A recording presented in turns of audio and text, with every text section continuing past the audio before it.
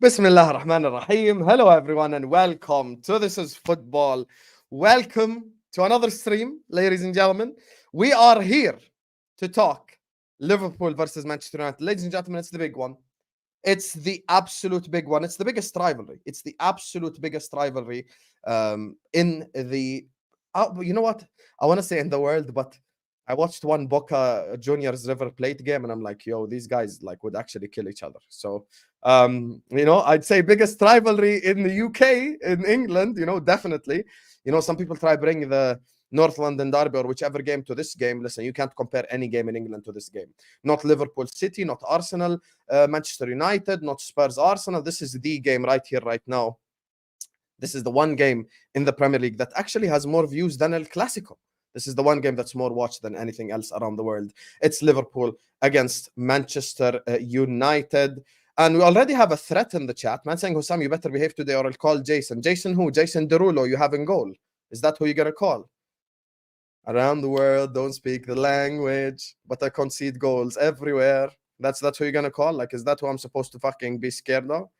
What a fraud, bro. You try and intimidate me, I'll slap shit out of you, Onana United. Also, I want to know if you're going to be in the watch-along tomorrow or not after you concede the fourth goal, or you're going to disappear. Hey, $10 super chat for every goal. Big up to you, Onana United. And listen, big up to all of you in the chat. I know a lot of you guys will watch this on the replay as well. There's already under 30 people in here. We ain't even started yet. Make sure you're all liking the video. Make sure you're all subscribing to This is Football. If you are yet to do so, slap up that like button and subscribe to the channel if you're yet to do so. Everyone spam W's in the chat right now for Vel, by the way, for this iconic thumbnail. Look at this. I'll give you one more look at it. What a thumbnail, man.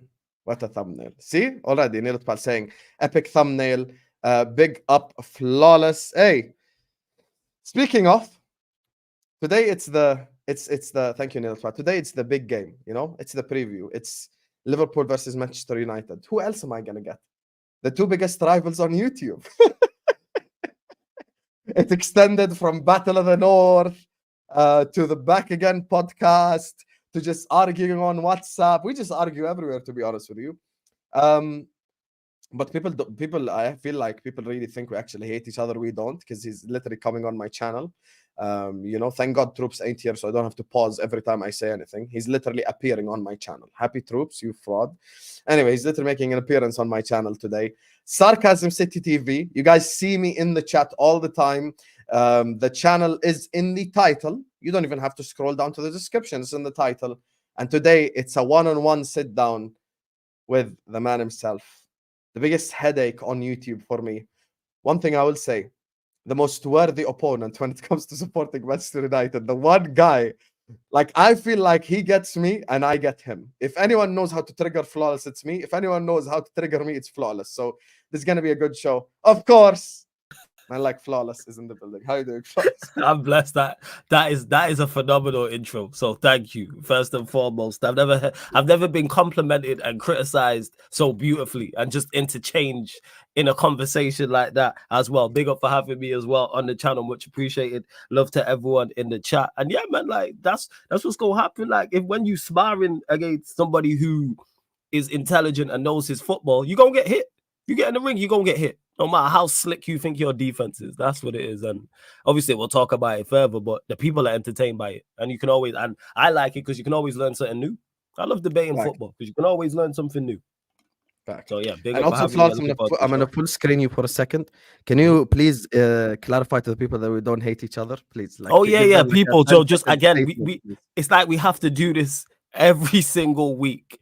Me and Husam, one, do not hate each other. We have zero issues, people. Zero issues. We're actually cool outside of this. We are just both very passionate about our football clubs, extremely passionate. And sometimes it gets heated. Like for those that watch basketball, you'll see it with a Shannon Sharp and Skip Bayless, or Stephen A. Smith, or Gilbert Arenas and Rashad McCants, or whoever else. Just because you have two people talking about a sport and it gets heated and it gets loud doesn't mean we have issues. Let me just clarify this again. If we had issues, I would not be here. Husam wouldn't be on my channel. We wouldn't be on the Back Again podcast together. We wouldn't be on Battle of the North. Wouldn't have been on Battle of the North together. I personally wouldn't work with somebody I dislike just because it does good numbers and it exposes the brand and increases my profile. I personally wouldn't do that, no. So just to clarify, people, we have zero issues, and understand this is going to be a common theme where we're going to have to do this, if not every week, every other week, because I get asked the question. So I know Husam gets it as well in regards to, oh, do you lot have real issues and da-da-da? You see each other. Once we finally meet, nothing but love, people.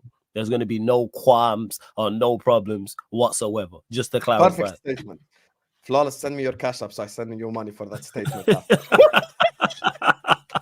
Hey, run me the bread, man. You know what I'm saying? So, yes, just to clarify, because like I said again, I know I get asked the question, so I know Husam will as well. People are like, oh, you two have real issues. No, we wouldn't be on each other's channels. I wouldn't be in his chat. He wouldn't be in my chat. We wouldn't be on the Back Again podcast together. We wouldn't have worked on Battle of the North. Let me just clarify that all again. No issues whatsoever. For real. Fact. Because there are people I don't like on YouTube. You don't see me working with them, to be fair. Like, people need to understand this YouTube thing. Like, it's not like there's one guy who supports United. It's not like there's one guy who supports Arsenal. It's not like there's one guy who supports City, bro. You get probably 5 to 10 fans. I'll be honest with you. I actually found that recently the most difficult fan base to kind of find fans from is probably City and Spurs. Those are the City, definitely. Definitely. But the other 4, it's like you probably know 15 people minimum. Like, you just and Spurs is growing as well. I've noticed that, like, Spurs fans, there's more and more of them actually turning up to do content, which is good. Actually showing up, which is good. It helps. It all helps. That's how I look at it. It all helps the league. The more quality content creators, the better the league gets. That's what it is. Because one thing about the football content creator space, the audience you lot watching, you lot are spoiled in regards to the quality of people you can watch, whether it's Husam for Liverpool, whether it's other Liverpool fans, whether it's Manchester United, whether it's Chelsea, whether it's Spurs, whether it's Arsenal. You lot got cream of the crop. You know what I'm saying? People from all over the world. Trust me, the league's strong. Fact. Oh, this guy's talking about Jason. You're the guy who was in the chat. Saying, Jason McNeil. Shout out Jason. Yeah.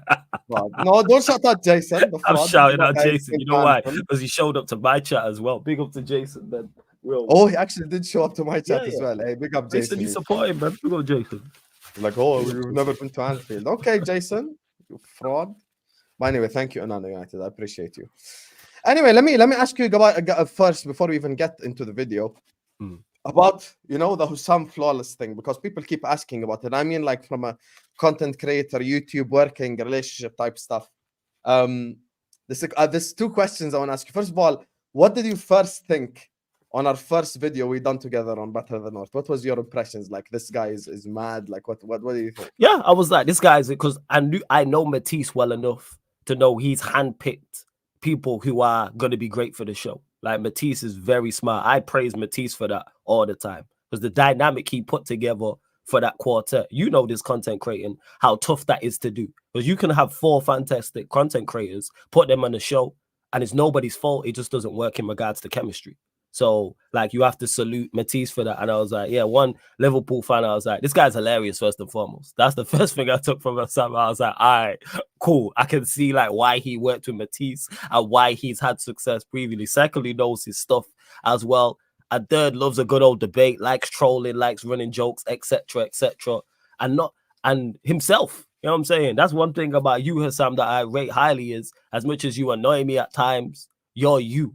I've never once thought, oh, you're being fake. Like, just to clarify, people, this is how Husam, how he is on stream is exactly how he is off stream. He'd be calling me a fraud, all types of nonsense, running his mouth about stupidness. So yeah, Loki, I feel bad for Matisse, because we probably gave him the biggest fucking headaches of all time. We did, of course, but he knew what he was doing. But maybe, like I said, he didn't expect it to kick off the way it did, because obviously I was unawares like that. Because obviously I knew of Daps, I had worked with Daps, I knew of you, but I never worked with you like that. And obviously he'd worked with all of us individually, and he's like, yeah, let me put this together. And yeah, it worked. Were you the guy on the Love Island watch-alongs? No. That was Deluded Guna. He's an Arsenal fan. That was Daps. Oh yeah, Daps was on there as well. But Deluded, I think, used to do the weekly show with Matisse, actually on his Twitch. Yeah, same. Because he said that. Yeah, on the Twitch. What was your show with him? What was it called? It was, we just talk United and Chelsea, and then other football as well. And then sometimes we go into current affairs, because he said that because obviously he was, you know what, shout out to Matisse because he out here just killing the game. He was mad busy, and he said Matisse, that. man. Big up Matisse every single time, because he said that in the message to us all, because he was like, right, I've worked with you all individually, but I don't have the time to continue to do solo shows, so let me put it together. And he put it together and struck gold. He struck not even struck gold, struck platinum, because that show people look forward to that show. Struck platinum. You probably still get till this day in the chat what happened to Battle of the North a year later. People ask me still. Yeah. People still ask me, and like even when we brought it back at international break, and it's like, just be glad it happened. Big up to Staffy as well every single time. Staffy, what going for you? My guy Staffy. Big up Staffy TV. Hey Staffy, man, we need that friendly on pro clubs as well. We gotta run that. But yeah, we gotta run that, man. 100%. Big up Staff. Big up Staffy. So let's get to the football part of things. You know, me and Flawless, listen, as soon as I met Flawless, I'm like, yo, you know what it is? Sometimes on YouTube, I'm gonna say this, and you know, some people might get upset. Sometimes on this platform, bro, like you need worthy opponents. You need people to argue with.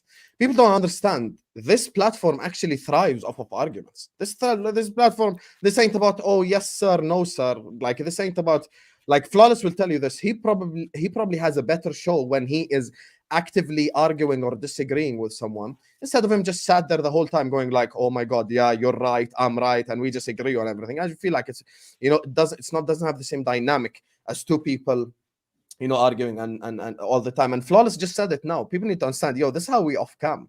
Sometimes on the Back Again pod or on the Battle of the North, after the stream ends, we just sit there for the next 20 minutes and just argue. Like that's just who we are. Jokes. Yeah, we just 100%. 100%. I remember one time Matisse and Dabs got so annoyed. They just left and they left us to continue to argue. And we just Matisse carried on. posted on his Instagram. He took a video. He's like, yo, it's off stream and there's these men still fighting. I'm like, we just carried on after they left. And here's the thing is with that as well, people. All our debates, like, it's the reason why it works so well is because it's organic. That's what it is. Like, me and Husam are never like, this week we're gonna argue about this, but this week we won't. Sometimes because we actually agree on more than most people think. It's just that people concentrate on when we disagree because it's entertaining.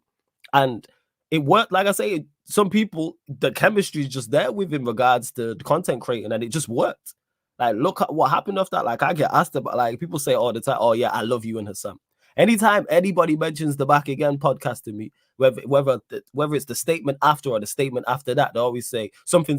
Oh yeah, I love you and Husam as well. Like, people say this all the time. Hey, speaking of the devil, man, big every single time, man. Matisse, we just picked you up at the start, by the way. We're like, shout out to Matisse. Shout out Matisse, man, killing it. Because we're kind of talking about mine and Flawless's relationship or work relationship, if you would like, before we even get started. And also, Matisse, unlike you, because you're a fraud, I'm actually mod you on my channel. Because this guy ain't modded me on my channel, you got me, but big up Matisse, man. Big up Matisse every single time. So yeah, like, that's what it is. The dynamic just works, and the audience, you lot like it. You know what I'm saying? You lot, like, for whatever reason. So it's kind of like, and I have to help, like, salute Husam for that, because it's helped grow my platform and grow my brand, etc. And let's be real, it got us on the Back Again pod. That helped. You know what I'm saying? Because, like, before that, obviously Troops was having different panelists on there. And then he just got to us, and shout out to Lewis every single time, because he's one of the most underrated content creators as well. And he was like, this dynamic just works. So look at what it did, for the point where Troops was like, nah, this is the quartet. This is the trio I need with me. This works. So yeah, man. It's the funny part, because now we work with Lewis, and every time we just get to the Chelsea section, he sighs. Had we met him 3 years ago, he'd been like, champions of Europe. Now he's like, that's what he was like on my channel all the time. All the time. I've met that Lewis. Yeah. This is Lewis. Man just sighs out loud, you know? That's it. Anyway, let me dampen the mood now. You know, let's just talk football. Let's go to it. Flawless would probably prefer it if we just don't talk football for the next hour. It's better, you know, for him personally. But I said, enough of love. Let's fight. Listen, we're not going to start it off by fighting directly. You know? Have some shame, brother. Yeah, it's going to be organic, like I said. Organic. Yeah. Fact. Let it be organic, bro. Anyway, Manchester United, Habibi. Manchester United this season, you know, just kind of give me a general overview perspective of your club this season. What has gotten you to this position? In which, by the way, guys, for the people who don't know the context, 99% of you do. He essentially said he'd take a 2-0 loss at Anfield tomorrow. Big up Troops as well. Yo, Troops and Matisse, big up the chat. Only Carefree Shout out. Lewis missing, the fraud. Probably celebrating the Chelsea win. No? This guy, Lewis, First, I'm sure. first win in like 5 years. It feels like This this guy, guy shotgunning top row. I'm like, hold that. If I win big tomorrow, you can hold that. Anyway, what this got guy. Manchester United to this position right here, right now? Because I still remember pre the Anfield game last season. I'm not going to say you disrespected Anfield because you didn't. You're actually one of the more objective people, but you still had confidence because of the way you're playing. 100%. Now, fast forward, like, 6-7 months later, this is the state you're in. What happened? Because the manager is crumbling under the pressure. I've said it before. I'll say it again in regards to Manchester United Football Club. There is very, very few other managerial positions that are like Manchester United. Liverpool, you can kind of throw in the mix. I think you can throw a Real Madrid in there where you are under the spotlight 24/7 because the media follow you around. The media follow you around anyway because the Premier League is the most watched league in Europe. So in regards to that, but when you're Manchester United manager, everything you do, everything you say is analyzed, broken down, and critiqued. And we're watching the manager crumble under pressure because everything Ten Hag is struggling with this season, he had the same problems last season. Let me just clarify that. To me, in my opinion, there's nothing new. He's just crumbling under the pressure. All he has to do to me, and I was at bargaining for weeks, now I'm just at acceptance. Go back to what you did last season. You go back to the system you was playing last season. You play the same players as you did last season with a couple of the new recruits as well. And you'll be okay. Because the crazy part is, as bad as we've been, we still managed to get results without being a competent, organized unit. So if we're a competent, organized unit, how much better off would we be? Because I've said this before, I don't think the Premier League is great in terms of overall quality. Take out the top 3 teams, the teams in the top 3. I don't think we're great. Well, when I say that, City, Liverpool, Arsenal, I think those 3 are caught above everybody else. Everyone else, I don't think is fantastic. And it goes to show that we was the informed team a couple weeks ago. The fact that we were 3-4 points off of top 4, it's like there's no way we should be anywhere near that when someone told me that. So that's what's gone wrong. Manager crumbling under the pressure. And then because the manager's crumbling under the pressure, the system is no longer there. And you're seeing the limitations of these players. So now no longer are these players performing to their level or performing at their maximum that they was doing last season. They're now performing below their level or way below their level. Because I said it, even though we had a good season last season, I said it all summer long. Bring me, and it's now more than that. But I was like, all right, we need 5 new first teamers. That's half an outfield. That's how far off I thought this team was. And we spent enough. We just also spent it poorly as well. Bad transfer window. Whereas the season before, good transfer window. And you're seeing it now. Because none of our signings have... Not all of them good, to be fair. Lisandro was good, I think. Lisandro was fantastic. Casemiro was very good. Yeah. But the one, of course, that sticks out, you already know who, Anthony. Yeah, it's Anthony. But when I add on to that... one guy that's like, oh my God, that was bad. Like, that Anthony's was the one awful, but I can't forget Malacia's impact and what he did last season. And also very criminally underrated. This guy, idiot, Monts. Big up Monts, yo. This guy. I dare you say he doesn't look like Monts. I dare you. Right now. Monts, he looks more like Tariq Lamptey, to be honest. But we move. You know what I'm saying? We about to find out. But what was I saying? And another transfer that we're forgetting that's criminally underrated, and we're seeing that his absence make us look so bad. Eriksen. He was another one. Eriksen, just keeping the ball shifting. So that's Casemiro, that's Martinez, that's Eriksen, that's Malacia. That's 4 signings. Anthony was the only, but I'll take that. I've said that. If 4 out of 5 hit, cool. And then this summer, it's been awful. Our best signing has probably been Johnny Evans. That tells you where we're at. Because the rest of them been rubbish. The rest of our signings.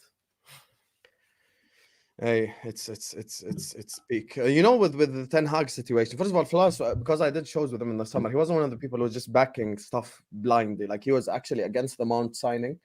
He spoke up against it plenty of times. With Højlund, he said it's a risk.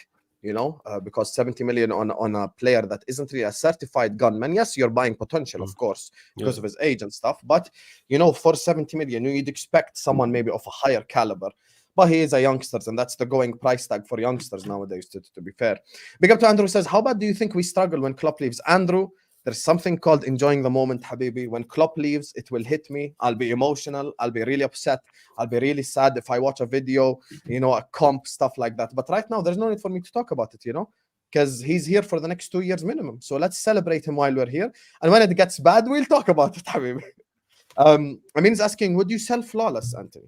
What I saw Anthony. Yes. I'd sell pretty much everybody.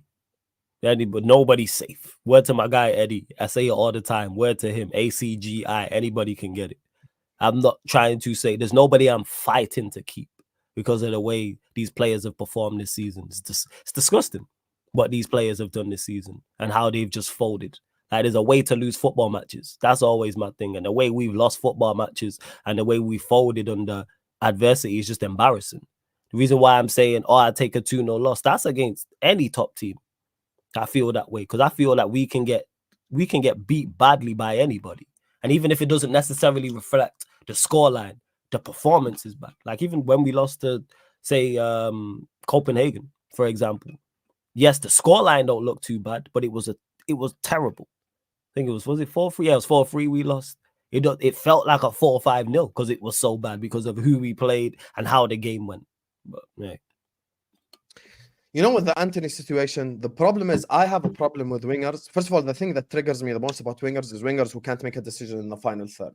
That's like, you know, this word is mostly said by like women in relationships, but that's what gives me the ick for a winger. I just cannot stand a winger who will get into a dangerous position and then do nothing with it. That's genuinely what pisses me off. Like, you do all the hard work and then you can't even make a killer pass or shoot or do any of that shit. That's the one thing that irritates me. Antony can't even get to the step where he does that to begin with. Antony is not even dribbling past people. Antony ain't even getting in dangerous positions. I think it's crystal clear. Antony has been an absolute waste of money and he has not performed at all. Like even with Onana, for example, who gets mocked, hey, you could at least say he's had a couple of good games. Hell, probably even Mount has done more for Manchester United in a short period of time. You know, maybe he's had like 1-2 good games. Bro, this Antony guy does absolutely nothing. He don't even dribble. He don't even dribble past people anymore. It's mad. It's insane. Big up Onana United says, I fell asleep watching this United team and ended up knocking my laptop over. They're ruining me. There was a game this season. I believe it ended 1-0 to Man United. I think it was the Luton game at home. After that game, I didn't watch along for it. You know, by the way, Man United deserved to win that game. I said it even on the Beckham pod the day later.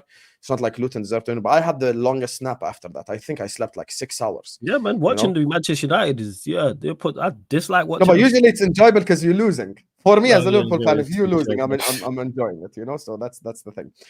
Big up to everyone who joined in from Footy Judge Mo's channel. There's almost 600 people watching us. Big up to you guys. Shout out to Mo. Make sure to go subscribe to him. Devil's Advocate. You know, if he was on the stream between me and Flawless, we would 100% be fighting already. You know, me and Flawless currently probably agreeing on most things.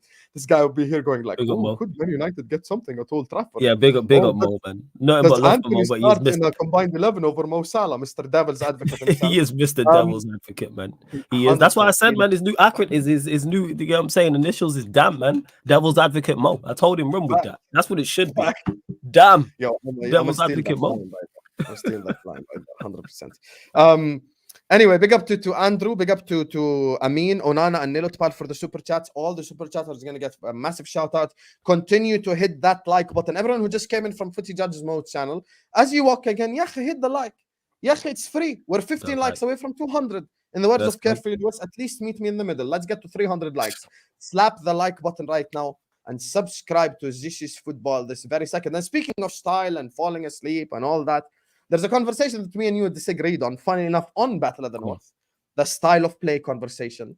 Yeah. That whole style of play debate. Manchester United style of play. Man United have no style of play. Man United should have stuck to the same old style of play. No, first of all, don't do that. You're getting cooked for 100% a good reason. Mr. Devil's Advocate. You know what this guy's solution? Can I tell you his solution? His solution to get something at Anfield, and you can go watch it. Me and LB was on his channel Thursday. Get Darren Fletcher in. Is that what to play? No, his solution is get Darren Fletcher to be manager to get a result at Anfield. And Mo, you're not getting cooked. You being Devil's Advocate is what makes you. That's what it is. Like when we're working together, whether it's on your channel, Mo, or mine, you're a great content creator, extremely knowledgeable about the game as well. In particular, Europe also. That's why we are there. That's why people show up. Because when we did last of the show, it was me, Mo, and Sad on his channel. And Mo was talking about, bring me Arsenal Inter Milan will beat them. I'm I licking my knew lips it. if we I beat them. knew it. This is how you say. And then I start laughing. And then he blamed me. I was like, yeah, I'm trying to be serious. And Flawless is laughing. I'm like, yo, you just out here disrespecting a man's team, talking about I'm licking my lips.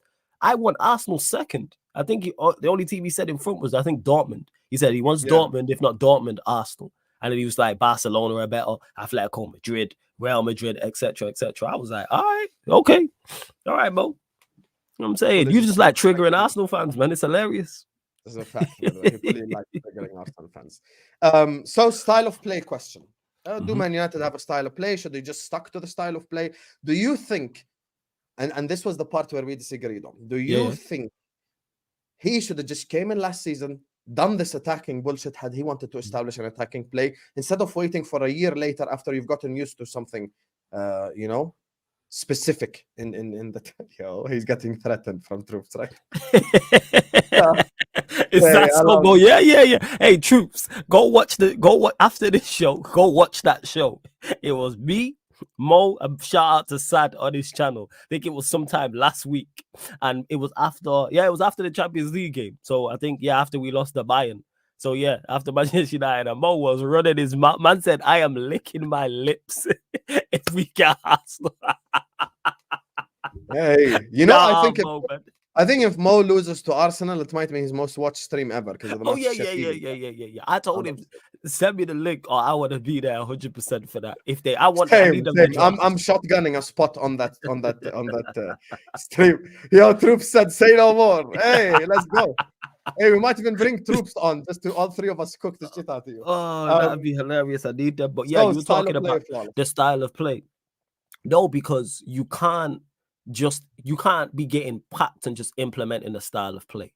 That's not accepted at Manchester United Football Club. So let's say he would have carried on with trying to play attacking, trying to play out from the back. We got beat 2-0 by Brighton. We then got beat 4-0 by Brentford. That I can't remember. Then we played you lot after that. We played Arsenal after that. You can't carry on playing that way, and then you get beat by Liverpool heavily at home. You get beat by Arsenal or draw those games and the teams in between. You have to get short-term results at Manchester United. This is not a place where you can, all right, I'm just implementing my style but not getting results. Van Gaal was fantastic at that. Van Gaal's style he had a clear style of play. But guess what? Didn't get results. You know what I'm saying? Shout out to Lewis. See, I told you we'd show up. Big up to my Lewis, by the way, pick your battles, because all I'm saying, if it ain't, it's clearly not City winning it. You get me? You need me, Lewis, or Arsenal gonna win the league. So sit your ass down. Anyway, go ahead. I need a draw. So that's what it is. So what he did was smart. Worked with what he had, got a style, and had success with that style. So then what he should have done this season is you bring in more players for that style and then you slowly develop it to make it more offensive. Arteta did that at Arsenal. If you remember correctly, yes, they finished 8th twice, but they was a little bit more defensive. And they weren't conceding goals at the start. And then Arteta eventually developed it along. That's what he should have done. You had the base. All you had to do was add pieces to that, add players to those profiles. It may not have been your style initially, but you work with what you've got. You always hear, if it ain't broke, don't fix it. Why change it? I said the fixes were so simple because you had a spine. All you had to add was a striker, another midfielder, and then the spine is even more because you had, obviously, De Gea had to go. That's the right decision. But again, this comes down to having a poor transfer window. But a goalkeeper was needed. You had Martinez and Varane. You had Casemiro. That's your three. That's your holy trinity right there. They were our three best players last season. So then you get someone to play alongside Casemiro. You bring in a goalkeeper. You bring in a better striker. And then also you have the side pieces as well. And we spent enough. Again, this is where it comes down to recruitment and being smarter in the transfer window. But you carry on with that style because the one game where he played that style, we actually did all right and only lost in stoppage time, and that was to Arsenal. It was Varane, Martinez, Eriksen, Casemiro, Bruno. It was that team. I think it was Dalot was one side. I think it was Shaw the other. Yes, that was the one game we didn't get. Yes, Arsenal were the better side, but they were a better side, but we was competitive. I wasn't. No, but that was my constructive criticism. Why didn't you just continue? It's two options, I feel like. Go on. And I'll tell you the problem this is the problem I have with this whole Ten Hag, because I've actually constructively criticized them. I haven't been over the top. This is my problem with them. Two things. If you started off last season defensive, all you have to do the next season is do what you're saying, which is continue in said style because it gets results. Yeah. Or the other thing is that, and this is where I criticize him. I'm saying, okay, this is what I'm saying. After Ranić and Oli, Erik Ten Hag had all the time in the world. If I spoke to you, as soon as Ten Hag was hired, we're willing to give him as much time as possible. He needs to implement a style of play. We want to rebuild, etc., etc., etc. Had he come in and played offensive football from the jump, but you guys finished 5th or 6th, yes, it may have slowed down your process to an extent in the short term, but long term, it's better for you because now you've got 15 to 16 players who are used to that style. And all it takes is 3-4 guys coming in, integrating into said system and playing better. My problem is he changed it a year later, and I feel like he's confused because I asked you earlier on, the first question was the signings. Onana is what you sign when you want to play possession football. Yeah. Mason Mount is what you sign when you want to counter-attack. So it just makes no sense. Mason Mount, if you want to park the bus, play defensive, play on the counter, Mason Mount's perfect for that. Because what does he do? He runs, he gives you work rate. Yeah, he's cardio. versatile. He's out there doing cardio. Let's just say he does everything at a 6 out of 10 level. Nothing special. Yeah, just 6 cardio. Yeah, he out there. Yeah, so he's a cardio, like overall totality type guy. So he's a dumb man. Then you go sign Onana, who's like a quote unquote Ederson type goalkeeper. Yeah, but if Ederson were the Man United goalkeeper and if he faced as many shots as Onana did, he'd also concede a shitload of goals. He struggled. But this ties into what I said about him panicking. He panicked long before the season started. He panicked. I was hoping he had an idea with this, but he panicked in the window. There was no plan. That was straight panic. People say to me, oh, what was the first major red flag for you? Mason Mount. Because he was our marquee signing. He's the signing we wanted. He's the number 7. We chased him awesome along 3 separate bids. Why? Because he doesn't tie into, to me, any style of football. Because he's just not very good. That's why even when you're trying to name his attributes, he does cardio, he's versatile. I.e., he doesn't really do too much from a physicality standpoint, from a technical standpoint. He doesn't excel in either of those areas. That was the first major red flag. And then even let's say Mount is your guy and you rate Mount. So for those United fans who somehow still rate Mount, cool. Let's say he is. Look at our team. We're not even set up to get the best out of him. Because our midfield, Casemiro's going to play number 1. Bruno's the captain. So he's going to go and play in the midfield with those 3. That is not set up to get the best out of Mason Mount. And to me, I looked at that and went, that's just common sense. And even Ten Hag, crumbling under the pressure, has figured that out. That's why you don't see it anymore. He did it twice at the start of the season. And then I think we've seen it once where it's been Casemiro, Bruno, Mount. This is why we've seen Bruno play wide right. And it's like, why did you not figure this out beforehand? He could have called me and I could have told him. Anyone who's watched Manchester United or Chelsea for any significant time or any significant period would have told you, you know what, Mount and Bruno are very similar because the praise they receive is very similar and the criticism they receive is very similar. Bruno's just Mount with better output. That's all it is. Because Mount gets 1 goal and 0 assists in the calendar year of 2023. Tells you all you need to know with him. So yeah, in regards to that, that's why with the style thing, all he had to do was continue with that and then slowly develop it, slowly make it more offensive. We weren't looking for a quick fix. Most Manchester United fans, general consensus, were happy with last season because there's this myth that, oh, you have to play offensive football. I watched Manchester United win a league title and we won 5 games away from home. Nobody cared. We won, I think, 4 games last season. Everyone criticized. Rightfully so, people. You should be winning more games than that. But the point I'm making is you don't need to be playing free-flowing football. Hear what I'm saying again, people. Manchester United won a league title 2010, 2011, I believe the year was. 5 away games we won all season. 5 from 19. Then we drew 10. I lost the rest. I agree with you, by the way. Jose Mourinho won multiple titles without playing offensive, brilliant football. You don't have to. By the way, please don't think Zidane's Real Madrid as well were really offensive and shit. At Simeone were very, but I think you understand my criticism now that you fully you kind of just like because he hasn't picked. Because your criticism is he hasn't picked one. I hear that. Yes, just pick one. That's my problem. Yes. Okay. But that's even if you want to play offensive and firm it. Yes. Don't change the next game. And change 100%. the game after. That's the problem. Now it's just a mess because there's no clear style. I'd rather, even if we were just flying forward and being offensive and getting beat, I go, all right, at least you're dying on your principles. 1, you're not even dying with the style. And 2, you're not even dying with your new signings. We in a must-win game away at Galatasaray and 4 or 5 of your players are on the bench who you signed. and you're playing players who we're trying to get rid of in the summer. All comes back to pressure.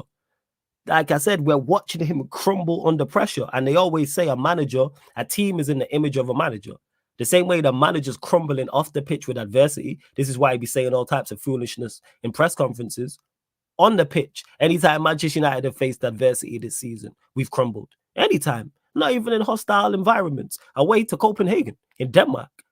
2-0 up. And we go down to 10 men. And instantly I go, geez, these men are going to throw this away. Go check my watch along, people. I say, just getting at halftime 2-0 up. I shouldn't be saying that against Copenhagen. We should beat Copenhagen with 10 men from the start. Never mind being 2-0 up. Just manage the game. But again, that comes back to players not doing what they're supposed to do and crumbling under the pressure. And same with the manager. How can the manager not say, all right, the momentum's with the opposition. Let me make a change. Let me make whether that's personnel, whether that's a form, do something. But you're just gonna sit there and watch it happen. And I can see it from England. That where like this game is going away from us. And all the football's a game of momentum, so you can watch it on the TV and see that. So if you're there live watching it, change something.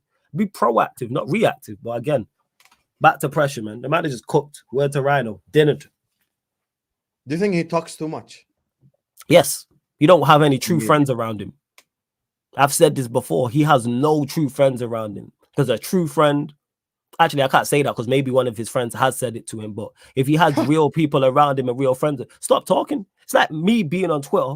I've used this example before, and I'm wilding out on Twitter going crazy with my tweets. I know Lewis is going to hit me up. I'm going to be like, yo, Flawless, what's going on? Are you good? I think it's best you should delete them tweets. I've done that with friends of mine and brethren before. I'm saying, like, when I've seen them tweeting, like, yo, fam, are you good? Yeah, don't be out here like that. I know what you're trying to say, but delete those tweets. That's what true friends do. We're actually true brethren. I know for a fact there's people who are going to hit me up if they see me going crazy on socials or see me going crazy on the live stream. Now, what's going on? Are you blessed? Like, and he's just talking a whole heap of foolishness. Like, get the mic away from him. Please. That's all I need. Get the mic away from him. I beg.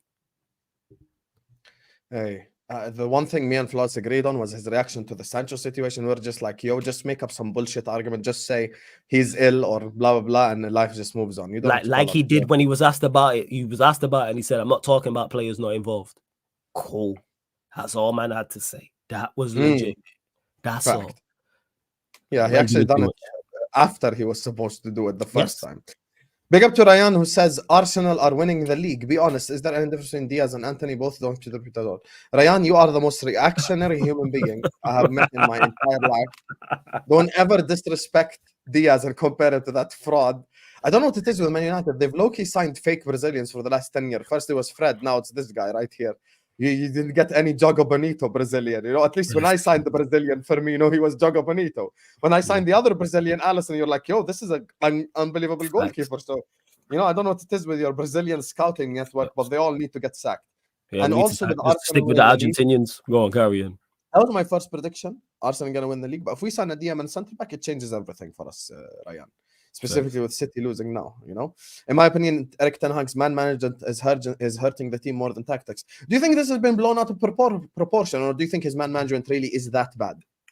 I think it is that bad, but I don't think it's bad like overall in general. I think we're just, again, you're gonna be tired of me saying this, people. We're watching him crumble under the pressure and panic, because I believe he dealt with all of these type of situations he had last season perfectly. The way he dealt with the Ronaldo situation, I have no issue with. The way he dealt with the Sancho situation the first time around, no issue with. The Maguire situation and the captaincy, perfect. Dealt with all of them situations. So I believe he is capable of being a good man manager. But now, because he's under pressure, that's now affecting his judgment, and he's just panicking with players and falling out. You can't be falling out with everybody. Eventually, it's you. Well, there's too many players you're having issues with to the point where it's everybody else is wrong. No. It's you. I'm sure you know people like that, Husam, in life. I've met people like that in the past where they seem to have issues every other month with somebody else. And it gets to the point where it's like, yeah, people are annoying. I'm not a people person. However, if you're having issues every other month with different people, it's you. You're the problem. And that's what it is. So do I think his man management is hurting the team more than tactics? Both. I think it's a little bit of column A, a little bit of column B. Actually, a lot of column A and a lot of column B. His man management is hurting the team. Also, his tactics are hurting the team as well, because he's failing miserably with both. First. Yeah, Ryan, what is wrong with you, brother? If Dominic's offside, we're gonna add it with him. He's been rubbish for ages. He must turn up to. Says who? Who says who? He's been rubbish. Ryan, brother, who shot in your cereal this morning? Habib, we need to get to the bottom of this. What the fuck going on? Talking about Soboslai bin the trash, bro. Soboslai been one of the better midfielders in the league this season. What's wrong with you? Look at this fraud right here. Hey, he's had 2 bad games. Oh, shock horror. Player has 2 bad games. Bro, Alisson's had a bad game away at City. Trent's had a bad game this season. Salah has had a bad game. People have bad games. Relax. Relax. Yo, what is wrong with this Ryan guy? He just he is like, that's little bro. He's just he is super reactionary. Just to clarify, that's another person that I just have to clarify for everyone watching on the air. I know there's hundreds of people locked in. Run up the likes and subscribe. Ryan is little bro. We have no issues either. We just disagree heavy, but that is legit. Like, Ryan is little bro. You know what I'm saying? Like, that's little bro people. But I genuinely, like, no man stayed at my house before. You know what I'm saying? Ryan, that's family tree right there. By the way, Flawless, he was the first person to criticize Diaz heavily, and people doubt my ball knowledge. In his defense, he was the first person to criticize Diaz heavily. But you're doing too much and the people doubt my ball knowledge. You need to relax, man. Because people know what you're like. That's why, Ryan, man. Don't make me put your business on Front Street, because you be saying stuff just for attention at times, and you know what I'm talking about. And you be tweeting and stuff. You just want attention. That's all it is at times. But when you are not being reactionary and emotional, you actually know your stuff. Talk to Ryan outside of Liverpool, and man's very knowledgeable. He starts talking about Liverpool, and it just goes wild. But like, if you talk to him about United or a Chelsea or something, it's like, that's actually logical and reasonable and makes sense. But it's his love for the club. That's what it is. Like, I don't think Diaz has been that bad. But I keep hearing, like, but more and more Liverpool fans. No, Diaz has probably been our worst forward this season, but to compare him to Anthony, like, Diaz will be your best forward tomorrow as Man United. Absolutely. Yeah. So, like, to compare him to Anthony, have some fucking shame, man. Not Anthony, bro. Bro, I promise you, probably not a single Man United fan you can find on this whole platform that rates Anthony. My guy, he has 1 assist in the last 25 games. He can't even dribble past this guy, bro. Have some shame, man. Have some shame. And when Flawless talks general football, when he talks about the Arsenal, lol, just kidding. Big up Don. Hope the man them having a good stream. Man, like Tevin. Big up Tevin, man. My brother Tevin, man. Big up Tevin. What a guy. Elite human being, Tevin. Appreciate you for the super chat, my brother. And hey, we're going to see if you're going to shoot the seagulls tomorrow or the seagulls are going to shit on you. That's just how it goes, my brother. Hey, because we will cook regardless. You know? Hey, we might have to send troops to the bottom row if that happens. So I got a super chat, a big amount for that. That's what that is. So I got a super chat, a big amount. If we do tomorrow's one live, fucking hell, that would be just in general, whether it's that one live or another one, like, people got a super chat for that. You know what I'm saying? Shout out every time. Who was it last time? Memphis Depay. He super chatted you. Shout out Memphis Depay, man. Real one. Yeah, big up. Man, like Shikar saying, take Sarcasm City with you everywhere you go. Love that, man. Is this guy on your ultimate team? Yeah, he's on Pro Clubs. Yeah, Sheik. Yeah. He plays. Is he the guy that plays right wing? I swear. He's played right wing. He's versatile. He's played right wing. He's played in the 10. He also plays in the 8. So he's either there. So he's either plays normally, because we don't even play. We play wing back. So he normally plays either up front in the 10 or the 8. That's what it is. And that being said, for Pro Clubs people, anyone watching, if you're a goalkeeper, shout me. If you're a defensive player, also shout me. PS4 game or PS4 version and a headset. Always recruiting players. My talent ID is elite. You know what I'm saying? Our team cooking. So yeah, you already know the vibe. Sarcasm City TV Gaming. Yes, I'm being in the chat trolling. I actually put that in the chat as well. I'm actually usually in the chat. Just a quick Sam question before we go back to the football. Does Shikar take water breaks like Jacob or not? No, he does not, yo. Jacob is wild, yo. Shout out Jacob, United Spurs of America. Hold that, Jacob. Shout out Jacob. That's another thing as well. Shout out to Jacob and TJ, because they're both my guys. You know what I'm saying? Work with TJ on a weekly basis, work with Jacob. Yeah, and somebody said, I don't know if you was on the stream, but they told me that someone said them two are like the American Flawless and Husam. I was dying, yo, because of the way they debate each other, and I was like, that's brilliant. You know, I was actually thinking about it. I'll be real with you. I think we're probably like, you know, I said they're worse just now, but low-key, no, we're worse. I'm be real. Oh yeah, absolutely. Yeah, we were. Yeah, 100%. Worse. Big up Sheik though. Big up Sheik. Big up to Lex, who says Ryan is a. Yeah, big up Lex. Yo, how am I supposed to read that? Ryan is a just keep it moving. Shout out my dog, Lex. You know, missing 4 chances tomorrow. We win 6 instead of 9, and Darwin points and laughs at Ten Hag calling it. Yo, Lex, if we win 9-0, fucking hell. Yeah, like, nah, you said, so you say now, Lex. Lex, when I asked you on the call and you said, I swear you said 4. So it's gone up now. Now it's 6. All right, bet. So we've added 2 extra goals. By the time he wakes up tomorrow, it's 7. Before the game, it's 8. I'm saying, man spoke to him a couple of days ago. I swear he said 4. Now he's saying 6. All right. Okay, Lex. Noted. Fairs. Appreciate you, Lex, my brother, Habibi. Big up Shikaru says, tomorrow I might be taking a lot of water. Hey, Sheik, I hear you, man. Take him during the watch along, man. Just leave it running, man. Just put it on mute and just leave it running, man. Hit the like and that's it. That's all you need to do. That's all you need to do. Speaking of hitting a like, make sure you guys are hitting the like button and subscribing as well. Big up all the super chats. We're going to give you all a shout out at the end. He said 6. Fair enough, Lex. Fair enough. So speaking of tomorrow's game, your thoughts headed into Anfield, brother Flawless? Yeah. What I've been saying before any meaningful game and or a game against quality opposition. Don't embarrass us. That's what I'm tired of. There's a way, I keep saying this, there's a way to lose football matches. If you lose to a team who's better than you, yes, I'm going to be annoyed as a fan, but I go, that's just a quality issue. Fairs, you know what I'm saying? You just have to hold that and say, admit the other team's better. But everyone we've lost to this season, nobody's played well. That's my point. No one's been at their best, I should say. That's been my bit. There's no one we've played this season and I go, they were 10 out of 10 today. They were just phenomenal moving the ball around. We've just rolled over and played dead for everybody. Like, that's it. Yeah, man, like I'm saying, yo, there's a way to lose. Just don't go out there and embarrass us. I watched Everton. People hate when we say that, but there really is a way to lose. I actually fully agree with that. There definitely is because... By the way, Liverpool were crap. The entirety of Flawless's, like when he was growing up, when I was growing up, Liverpool were crap for this. We never got to Old Trafford and lost 7-0. You didn't go there and get packed. There's a way. There's even when we won, whether it was the Old Trafford game or the Anfield game, it was still a battle. I watched Everton play Liverpool this season. Yes, Liverpool dominated the ball and won the game, but Everton were not embarrassing.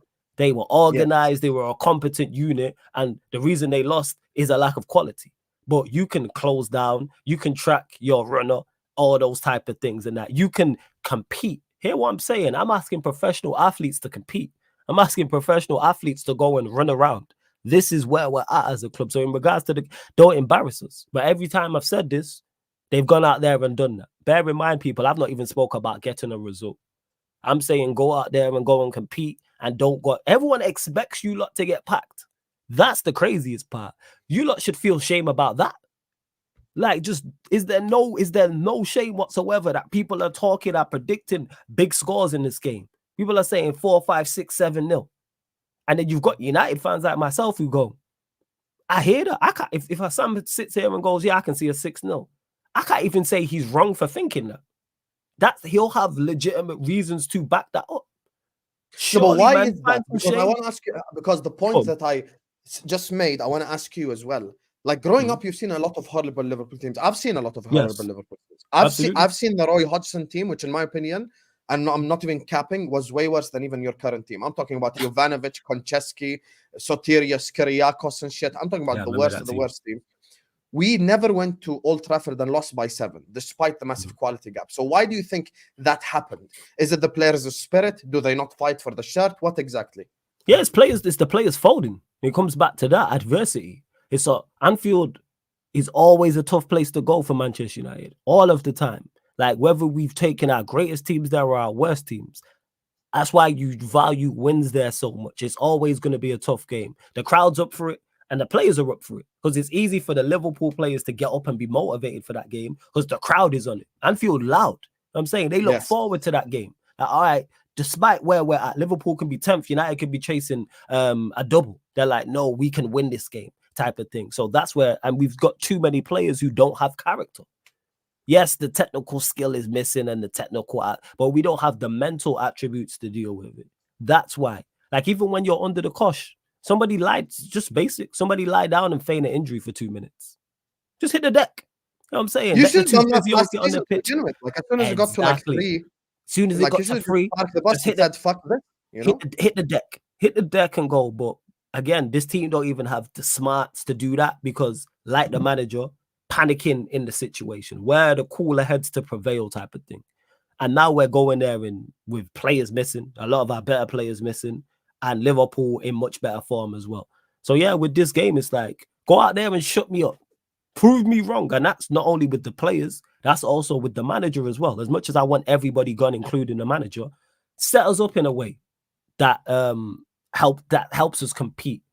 Switch it up. Be proactive if it's going wrong. If we do go a goal down early, have a plan for that. Have a clear plan for that. All right, so if we go a goal down inside 5-10 minutes, this is what we do. And you see it happen on the pitch. You see us, I don't know, fighting, foul somebody, do something. I'm not saying go over the top and get a red, but like, you know what I'm saying? Put in a tackle. I'm saying don't let me band, don't make it comfortable for Liverpool. Too many times we're too easy to play against and too comfortable. Like you could easily, you know what I'm saying, go 4-3-3 and have, you know what I'm saying, just your striker up top and everybody else behind the ball and just make it a little bit difficult for the first 10 to 15 minutes. Don't even worry about counter-attacking and scoring. Don't even worry about that. Let's just, like a boxer, stay in the fight. That's all we need. Don't even, like Mayweather used to do that all the time. If you watch Mayweather fights, first round. Mayweather is a defensive fighter anyway. He never really moves forward. Money Mayweather. If you watch his fights, because Mayweather my favorite fighter of all time, like goated. He didn't even try to win the first round. He just downloading information and just seeing what's what. He just staying in the fight. Like that's it. Yeah. You just don't like that's all it is. But I know, and I feel like that was actually the constructive criticism of Ten Hag last season. Like last season, I'll be real with you, second half, first 10 minutes, Liverpool made it 3. Khalas, just shut up shop. Go like we ain't gonna compete anymore. I think that's what Rio Ferdinand as well constructively criticized Ten Hag with, because I agree with that, bro. If I'm losing a game by a massive scoreline like that, like look, Liverpool have lost big games, you know, even under Klopp. Like we've lost 5-0, but we had 10 men away at the Etihad. So like you could excuse that, but losing 7-0, you know, 5-0 in your own backyard, stuff like that.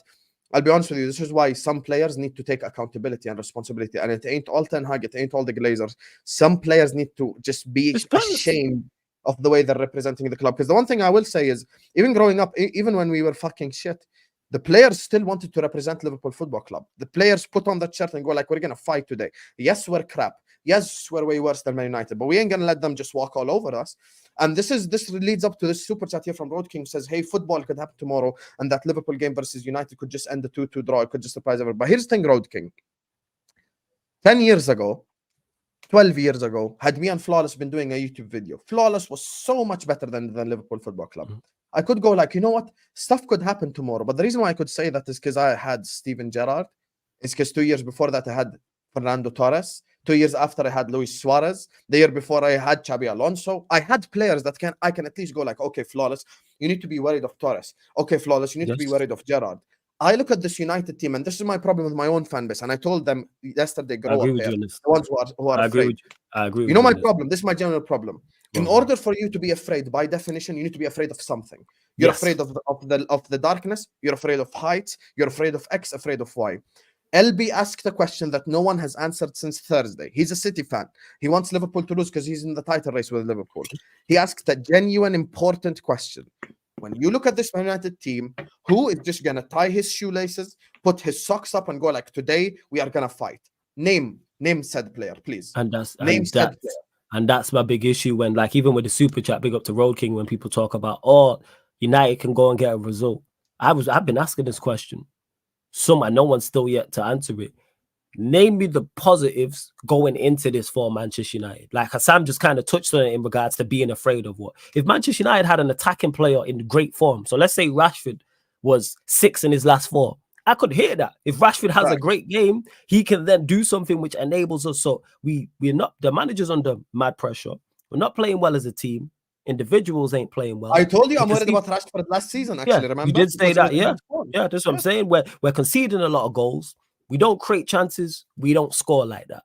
So where is it? Like our front three is probably going to be Garnacho, Højlund, Anthony. That front three in the Premier League, bear in mind we are approaching Christmas, has what, 3 Premier League goals? 2 Premier League goals? Then you look behind that, you've got McTominay, who we all know his limitations. You've got Maino, who I think is a very, very good talent, but he's a good talent. Amrabat, who's played well the past couple of games. But look at the front 6 I'm talking about. Never mind the defense. Someone told me all the Manchester United positives going into this game. and negatives about Liverpool potentially. Or their but attackers who's have not even been gonna on form. fight? Base level is Yeah. just fight. Who's even Well, gonna fight? Because make no mistake, this Sunday at Anfield, it's war. We already know this. yes. Liverpool Yeah, versus yeah, United yeah. is a war. It's a war game. Yeah. Who's gonna be ready for war? That's the problem Mhm. I have. Like, I look at the United team and there's just no one ready for war, to be honest with you. And this is the thing that people keep missing. And by the way, let me give Road King and all the people who want Liverpool to not get a result tomorrow the dream scenario. Let's assume Liverpool go into the game complacent. Manchester United are 2-0 up at halftime. Dream scenario, 2-0 up at Anfield. Can you guarantee that Liverpool don't score 3 goals and win the game in the second half? This is it, and that's it. Because all the, like I was saying, all the positives with Manchester United are all what Liverpool could not do. So their attackers ain't playing well, or that, like Lex mentioned it in the super chat. Or Darwin Núñez can miss chances. Ryan mentioned it. Or Diaz is not in form. Or Szoboszlai is not playing well. Why are all the positives for Manchester United dependent on what the Liverpool players are doing? Complacency, etc. Like, that goes to show, again, someone in the chat, let me know, please. I would love to hear at least one reason as why I can go into this and go, all right, I can see us that going our way. I don't see it. Last season, I could see it because we were in good form because of the way the manager was playing, the way we were being resilient, etc. Because Rashford was scoring at the rate he was scoring, because we were defensively good. All right, cool, I can hear that. This season, I look at it and go, yeah, I can't hear that whatsoever. Nah. I really can't. Yeah, that's the thing. So, like, my problem is, like, Road King, if your logic is anything can happen in football, then fuck it. I shouldn't even be confident before a Sheffield game because anything can happen in football. Come on, man. Like, yeah, anything can happen in football. I agree with you, but there's people you need to hang your hat on. Okay, this is the guy I'm going to rely on. Who the fuck are United rallying on tomorrow, with all due respect? No one. That's where the problem lies for me, you know, because you want me to be worried and cautious. Okay, I need someone to be worried of. I need someone to be cautious of. The fact that, you know, maybe the most scary thing of tomorrow's game is Kobe Mainu, who's a kid, tells you all you need to know, you know. So it's just that's just the issue. Yeah. So speaking of, go on. I know you want we won't like predict a loss on camera or anything, but do you think this could get real bad tomorrow in terms of, like, I'm talking about running up a score? Absolutely. You know, because I've been there this season, like in regards to the Bayern Munich game when it went 4-2, I believe, or whenever or whether it was 4-3. That was 4-2 because then we scored late, I believe. But whenever it was 4-1 or 4-2 when Bayern Munich got that goal, I think I said it on camera. This could be, I was thinking at that point, this could be 6, 7, 8, or 9. And we managed to make the scoreline respectable, even though the performance wasn't poor. I put nothing past this team. Because people will, especially rival fans, will hear me. Some people will be in my chat and hear me talk about Manchester United and go, oh, you lot can't be that bad. And then I go, watch us the next game. And then every single time this has happened this season, they've gone, oh, I get what you're saying. And I'm like, we're like that all the time. Like, when you watch a Manchester United game this season, it's not a one-off. That's how we've been playing. It's more surprising when we play well. Crystal Palace game, in the Carabao Cup, and the Chelsea game. I was fortunate enough to be at the Chelsea game. They're the only 2 games this season. Bear in mind, we are approaching Christmas, where I can say we played well. Every other game has been. And literally, the game after it was proven it was more like Chelsea are trash than United are unbelievable. That's what it is. And I said that. Shout out to Chelsea Fan TV. I said that on the fan cam when I was asked the question, do you think we've turned a corner? I said, whoa. Go and prove me wrong. Go and put in a performance against Bournemouth, then against Bayern Munich, then against Liverpool. Fell at the first hurdle, fell at the second hurdle, type of thing. But yeah, and in regards to predicting a loss on camera, never. That's like telling your other half that there's a girl that's prettier than her. Come on, man. Don't do them things. No. I'm not even criticizing. I know you're not on about that. I'm just saying. You know what I'm saying? That's how I look at it. You would never, man.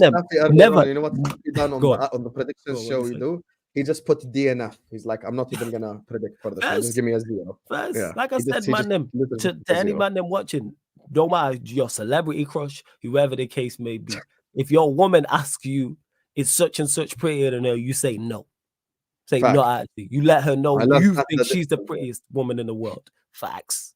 That's what it is. And that's the equivalent. He's spitting still. Yo, look at the choice of player from Val. Val, you're the biggest asshole. My man put Onana for the Atlas. Look at this guy. Yeah, such a fraud. Man put Onana. Yo, you know exactly what's coming. So anyway, just kind of wrapping up this show. I told Flawless I won't keep him for long. You know, and he's and the thing is about Flawless is he's goated when it comes to work rate. I'll be honest with you. In terms of work rate, that's the one thing I'll always give him credit for. absolutely insane work rate. I'll be real with you. If I needed Flawless for the next hour still, he would still be here. So that's what big up. I got you. Yeah, 100%. We done like that. You know what I'm saying? Just to clarify, people, like, that's how cool me and Husam are, is the fact that I would push a show back for him. I've done it previously when it's like, oh, I need you on. So, all right, I'll push my show back. So just to clarify, people, no issues whatsoever. Again, we're cool. And when he gets over here to, you know what I'm saying, to the UK eventually, which will probably be next year, we're going to make some great content as well. Shows. Yeah. Oh, yeah, that studio shows is going to be fire. 100%. 100%. Yes, sir. Yes, sir. That's going to bag right there. I know Troops can't wait. Hey, Troops. No, but I need to stop telling Troops he takes the money. Yo, I'm going to need some of that still. Give me some money, brother. It's not about taking the money. You got to respect the floor. You know what I'm saying? We'll talk off air about that. But then to me, he the boss. So therefore, you should take a bigger cut. 100%. And then 50, then some of the other money goes back into the actual production and a venue. How many and all them things. Sell out? Be real. I'll tell you the truth. Back again, podcast live you know what? I don't know. I don't know. The chat might know better than me. It'd be complete guesswork. I think we could get 2,000 people in there easy. You reckon if we got a 2,000 seater venue, we could sell out the back again, pod? Yes. I hear you. I'm not arguing against you. Ask the chat. Like I said, there's nothing to go off. But could we do that? Yes. Troops could do that by himself. He's that big of a star. So I could see that happening, yeah. Troops will bring in 1,000 people. I'll bring in 500. You bring in 500. Lewis can just hold that. I'm not bringing in 500 people. You know what I'm saying? Lewis would definitely bring in 500 to 1,000. I'm bringing in, you know what I'm saying, less than that. I'm not bringing in more than Troops. Chelsea. There's proper Chelsea people in the like, you know, the venue. Like, that's not the Chelsea, mate. That's not the Chelsea. I'm the Chelsea. You know, that's proper Chelsea, mate. Proper Chelsea fans, man. Hey, I'm gonna bring my whole tribe. My tribe, unfortunately for you, does not reside in the United Kingdom. It resides. But you have fans over here, though. You know what I'm saying? You'll definitely have supporters over here in the UK, 100%. You know what it is? I actually would get recognized in the UK, but I don't get recognized in my own country because my YouTube channel is in English. Yeah, that's fast. But the most people in Jordan speak English. Not really, to be honest. Not really. Most people speak Arabic. But if I go like in the capital city, probably more people speak English. But I'm not from the capital. I'm not a city boy, as you guys say. You know, I'm a village boy. Up the village boys, man. Anyway, does any Manchester United player get into a combined 11? What? Who's available and on form? Is that what you're asking me? Just in general. In general, Casemiro, yes. In general, Casemiro, yes. Oh fuck, he got me there. Casemiro, yes. Yeah, Casemiro, yes. I'm still saying Varane, yes. I'm still a big fan of Varane. That's it, though. It's Varane, Casemiro. That is it. I think Konate is probably overtaken Varane's level, to be honest with you. I think because I rate Konate highly, but one, the injuries, because people criticize Varane for that, but Varane's been available this season. And two, his performances at times. I don't know if it's Ryan just talking about him because Ryan is super critical of Konate. I'm sold on Konate. I think he's a top quality centre back. Ryan is a fraud. So therefore, that's true. I have him at a high level. And when I see him at times, when I've watched Liverpool, he's not been at that high level type of thing. So that's why I'd say, yeah, Varane to me gets in and Casemiro gets in the side. But that's it. They're the only two. I ain't vouching for no one else. First of all, you guys mock this. You know, do you guys know that camel traders are actually millionaires? People are unaware of this. You know, 10 camels is that's 100 grand. Really? 10 camels are 100 Let's get into grand. the freaking camel business, man. What are we doing out here? Why you know the cheap stuff? You know, one sheep is like 300 quid almost. One sheep. Over here in Jordan as well. Never mind. Like, 300 quid. One sheep. You know, so you've got 10 sheep. That's 3,000 quid right there. You mocking the sheep? What a fraud this Cameron guy is. Low-key, if I make like a whole lot of money, I'd buy camels, I'll be honest with you. Camel traders are like, they make money, bro. These guys are out here millionaires and shit, bro. Like, if you have 100 camels, that's $1 million. That's $1 million right there. 100 camels, 1 million. You know, maybe I could go to the Bugatti thing and just go like, here's 100 camels. Give me a share on, you know? So, yeah. Staffy, can you check your WhatsApp? You fraud.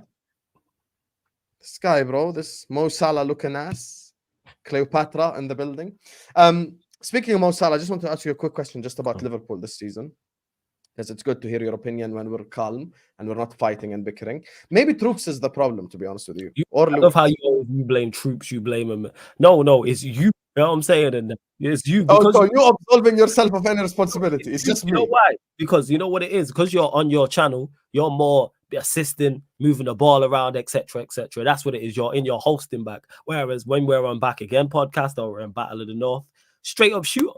In basketball terms, you can just sit in the corner, get the ball, and shoot threes. Steph. And you're very good at it. Yeah. So that's where it stems. The reason why we don't is because you're not here, like you're here asking questions, whereas normally it'd be a Troops. And then you'd answer the question, I'd answer the question, and then we go back and forth if we disagree on said answers. That's what it is.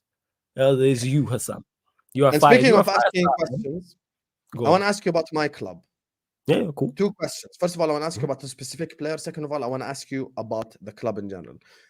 Mo Salah, consistency levels, the way he's performed. Do you think people overdo he doesn't have the ability thing, essentially? And the second question is I want to ask you is, do you think Liverpool have what it takes to win the Premier League? With Mo Salah, yes, I believe he is. People do overdo the ability thing. One, because it's just really irritating from a rival perspective how consistent he is and how he still puts up numbers, gets assists, and impacts big games, smaller games, etc., etc. And that ties into how we are as like football fans. People always get more flowers after they retire. When you look at greats in the Premier League era, yes, they'll receive their flowers whilst they're here, in particular from their own fans. But once they then retire, it's like, what a great player he was. So Salah will get more flowers after he leaves Liverpool, number one. Number two, that's such a sad thing though, Loki. Yeah, but you know what, Husam? That's just not even in football. That's the way of the world. I'm saying people will always gravitate towards the negative more so than the positive, rather than give someone their flowers. So if someone gives you your flowers, that in a comment section, that may get 1 or 2 likes. Someone curses you out, that's going to get more interaction. Same with me. That's just the way of the world, unfortunately. I'm all for giving people their flowers, including themselves. This is why I always big people up. So yeah, and in regards to winning the league, I've said this before, even without the DM and the centre-back, I believe you're the second best team in the league. I've said he actually predicted us to come second as well. I said second. Yeah, I finished. I genuinely think, all jokes aside, because I looked at it and I went, I see the deficiencies in regards to the DM, you can say in the centre-back position.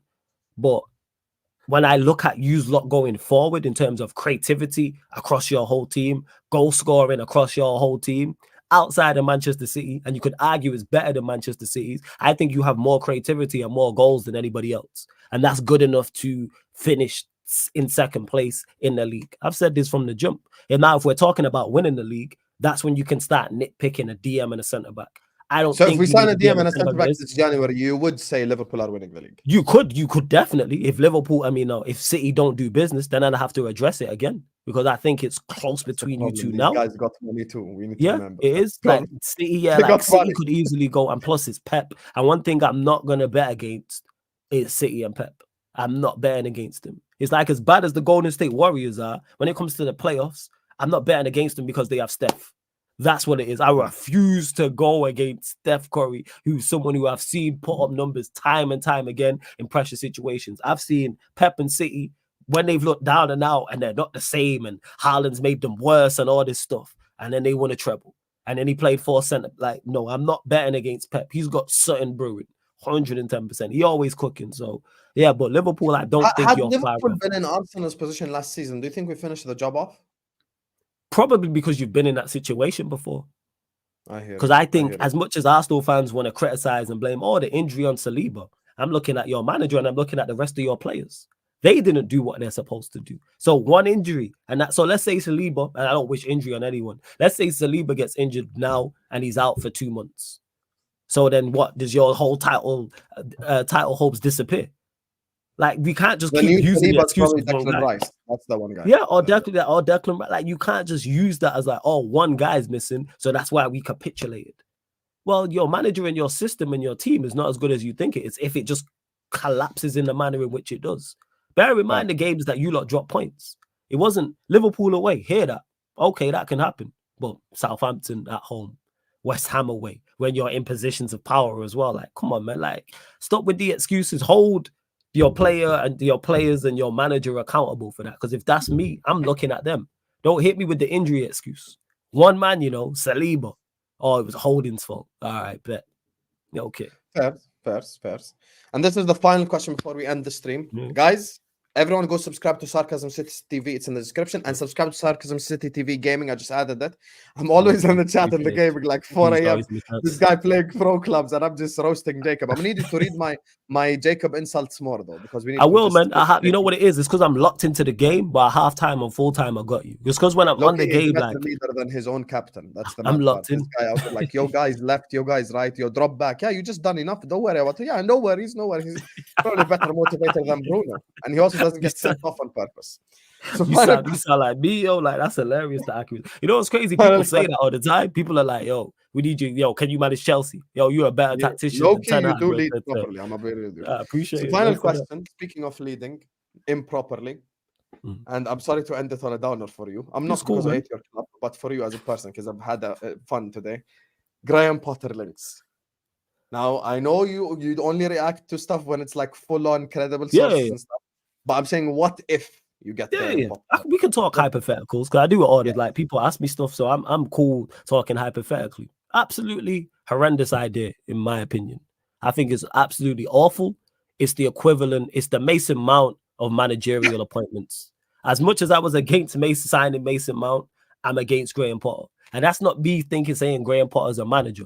We watched him fail at Chelsea in very similar circumstances. So why is he going to come to Manchester United and it be any different? I don't understand that. I've said this before. I say this again. I want the new manager, whoever. I want a DOF first and foremost. Let me just clarify that. So I want a DOF in, and I want a new and fresh manager. I don't want a manager that's currently managing in the Premier League, and I don't want a manager who's previously been here. The only exception to that rule is Carlo Ancelotti. Other than that, so I don't want a Potter, I don't want an Emery, I don't want a De Zerbi. No, someone who doesn't have any scars and no extra added pressure from being elsewhere within the Premier League. Also, someone with a resume. You must have been managing for at least 3 to 4 years. This is just my criteria in a top European league. So that's England, France, Italy, Spain, Germany, Holland, Portugal. One of those, and won something, and not even a league. Give me your domestic cup, and you've been managing 4 or 5 years. Cool. You can't be in a Formula 1 car with L plates. You can't do that. That's what Manchester United is. We are telling you to not only drive a Formula 1 car against other top Formula 1 cars, so in City, Liverpool, Arsenal, etc. We're asking you to do that at the highest level, and the first time, and you're in there with L plates on. No, you must have done something.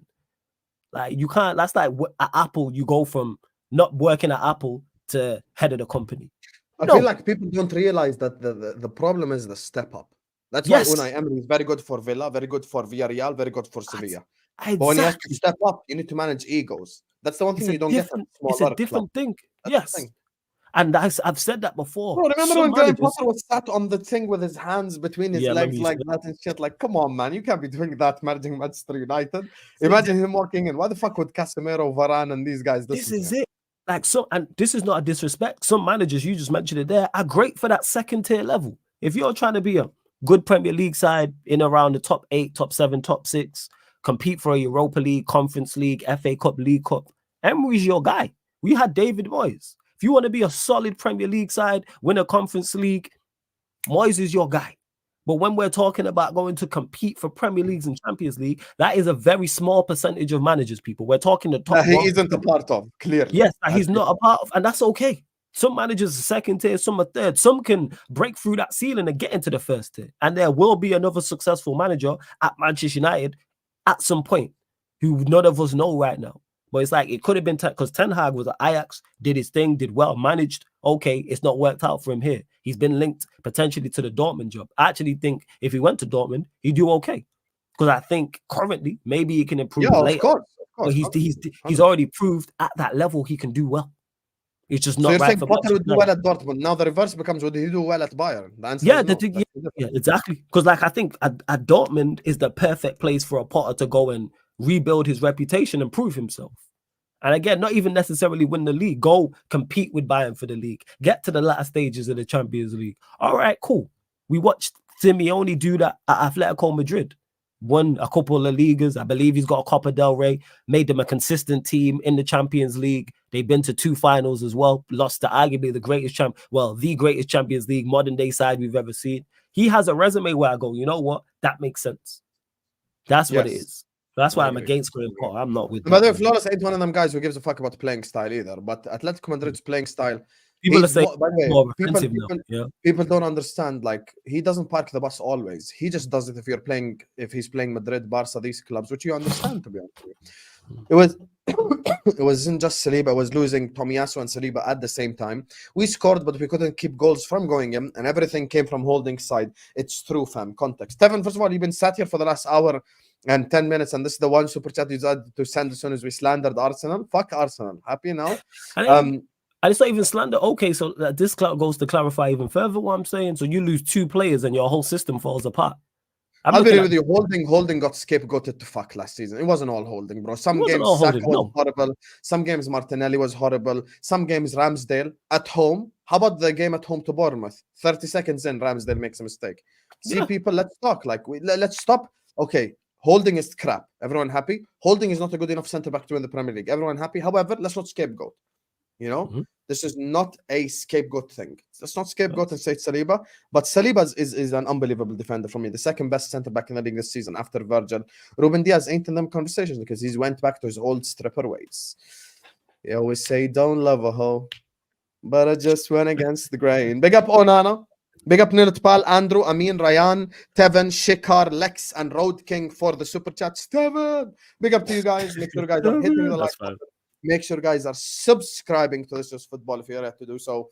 Flawless, let people know what you have got coming up. And guys, remember, stick on the stick on the stream. It's going to redirect you to Staffy TV, where me, Staffy, I think it's Tom Little and Griggs as well, are going to be talking about this Manchester United game. So Staffy is doing a preview on his own club's funeral. Got to respect it. So yeah, stick around. I was going to take you over there. Flawless, where can people find you, Habibi?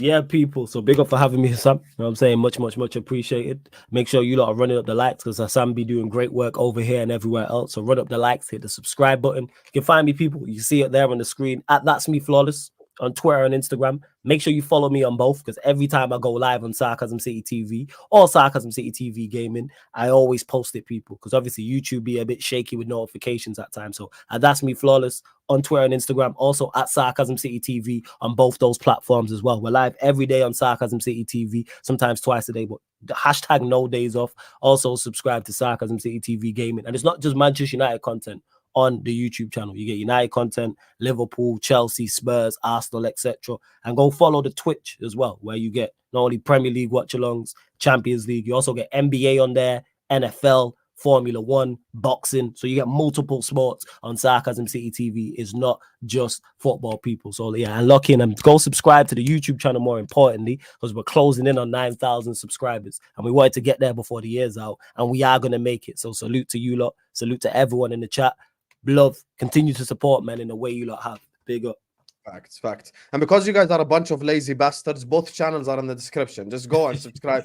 You know, honestly, it's so easy. All you have to do, see this, you watching our video now, right? Let me show you what you should do just to get to the both channels, because you guys low-key lazy as hell. This you watching us right here. I just want you to hit this X button on the live chat, hit see more, scroll down, boom. Sarcasm City TV, Sarcasm City TV Gaming. Subscribe, as you can see here. Subscribe, notification bell and all. And by the way, I'm actually in the chat as well a lot of the times. Yeah, actually on both channels. You be in the probably more on the gaming, because I like to just I like to watch them play FIFA. Okay, they're actually good. Big up SA in the chat. Alhamdulillah, I'm good. Eli is speaking of the gaming channel, is one of your guys as well. Big up Eli. Big up Eli every single time. I blame the manager first and the player second. Stupid managerial decisions and then player mistakes and not having the killer edge kill. That's not injury. But Arsenal fans holding the players and the manager accountable. Thank you. That's all I'm asking. Flawless will tell you right here, right now. Last season when we were crap, I didn't just came every week and blame Henderson. That would have been easy. Yeah. I blamed Van Dijk. I blamed Trent. I blamed Klopp. I blamed Salah certain games. It's just how it goes, bro. You have to hold your players accountable, Eli. That's how you actually grow as a club. Hold people to set standards. That's it. But anyway, guys, stick on the stream. It's going to take you to Staff TV. Make sure to go subscribe to Flawless on both channels that are in the description. I appreciate 15 you all. Minutes, people, on the channel. Live in 15. Big up. Yes, he's live in 15 minutes on TV, not gaming. Nah, right? YouTube, no, not Sarcasm City TV main channel. United Liverpool. So if you want more United tiers, and I'll be joined by some Liverpool reps, including Ryan people. So yeah, you lot can go Ryan, tell him how wrong he is. even though I'll be on Staff TV, I'll be sending you abuse in the chat, Ryan. You better First. put my comments up because I'm going to cook that Of course, bastard. man. Of course. Man Any called Ryan Diaz abuse is Anthony. welcomed. Bro, Hey, Anthony. any Ryan abuse. Okay, he's been bad, but not that bad. Have some shame. Have some shame. Anyway, yalla.